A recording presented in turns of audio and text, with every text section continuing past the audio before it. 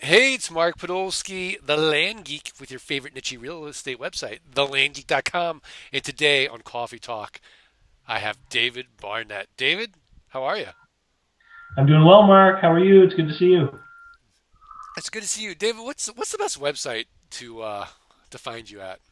There's It's investlocalbook.com investlocalbook.com because, because I wrote a book called Invest Local. and I have it right here, and I like to brag because it's signed. I love this book. So I really like the book in the sense that it's digestible, but it's meaty yet digestible. You know what I mean? Yeah. Yeah, because most of these business books, you can really just it's 20 pages of meat, and then the rest are like example, example, example. This is kind of just all meat. I'm full after reading it. Well, one of my readers actually said to me once that they felt like reading the book was like sitting down to have a conversation with me. And they said that they found it very easy to read, even though they didn't have any sort of business or financial background, specifically finance background. Right. And the secret of the book is a lot of what's in that book I probably learned in my finance 201 course at university. Time value of money and all that stuff that is pretty highbrow, sort of book learning kind of stuff. But when you break it down and show someone, hey, if you buy low and sell high and sell on a note, here's your effective yield, people can get pretty excited about that. And then further, to then take that note and leverage it in some way, either through debt or equity, by bringing a partner on board and then magnifying that rate of return. One of my favorite examples from the book is the trailer home or mini home example, Hmm. where I wrote a note with a face rate of interest of 19.9%. My effective yield was over 20 because of a lending fee. But then I turned around and leveraged that note and used it as collateral to borrow from someone else, and my rate of return went up to 150%. And you know, it really opens people's eyes because in that particular deal, a woman who just had come out of bankruptcy and couldn't get a loan was able to buy a home. I was able to make some money, and a friend of mine who has an interest in trying to earn higher rates of return ended up getting 3 times what he could have at the bank as far as a rate of interest. Yeah, So I love it. It's happiness all along the continuum in that yeah, deal. Yeah. so it's win win win, and basically I think there are a lot of people out there that know these secrets, and I think they keep them pretty close to their chest, you know, Right. and they think that they're the secret sauce of becoming wealthy, and they are. The fact of the matter is, 1,000 people could read the book, and as we were talking about before, very few of them might actually take action and implement some of the things in there. No, it's so important to take action, even if it's imperfect action.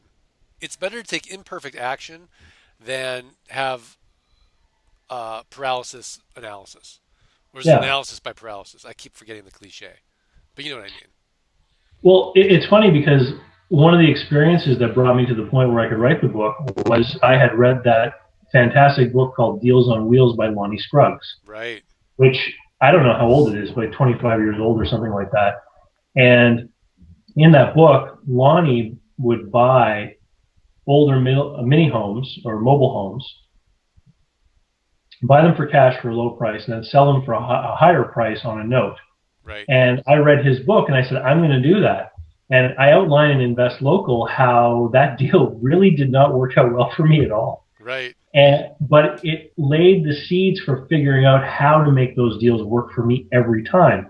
And that was simply let the buyer find the home first, Right. and then come into the deal afterwards. Because uh, Lonnie in his book talked about how you had to be good friends with the trailer park managers, and that was the difficulty I had. Was park management actually changed while I owned the home, and the new owners were this big corporate entity, and it wasn't a guy you could go talk to. It was a book of policies being thrown at you all the time, Right. and all of a sudden, costs I had never foreseen came out of the woodwork. Like they actually had a mandate that whenever a trailer was sold, any oil heating had to be removed. Yeah, see It- that's why you got to do my thing with the notes because raw land, there's no maintenance, no tenants, no toilets, no termites. yeah. Simple. Yeah, Well, but it's the well, same. But it's the same thing, it's an advantage with of raw land. With my thing though, I let the buyer deal with all that, and they take care of those problems, and I'm only participating once we know the deal's done. When it comes time to do the financing. that's even better. It's even better. So I love it. So invest local, people. Go to investlocalbook.com. It's fantastic. But before we end, David, Yeah, because you're so generous, you sent me another book, signed by the way, thanks. Franchise Warnings. So, Yeah, okay, let's say that I could only have one book, right? Which would you recommend?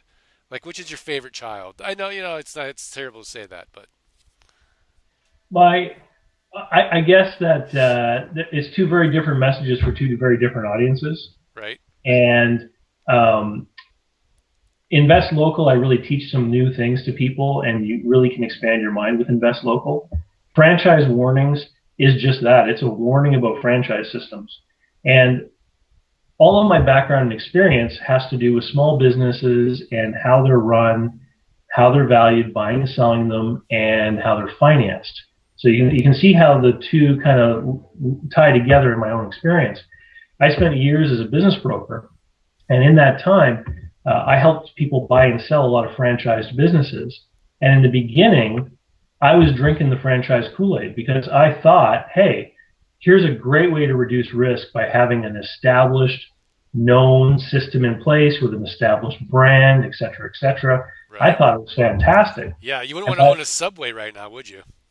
well, you know, by the time I got out and I had seen how these relationships really work, I thought, wow, there's nobody out there talking about the dangers involved in these franchise business systems. Yeah, I mean, if you go into Amazon, I think there are like two or three books that talk about the downside of franchising versus hundreds of books that talk about, how to choose the right franchise system.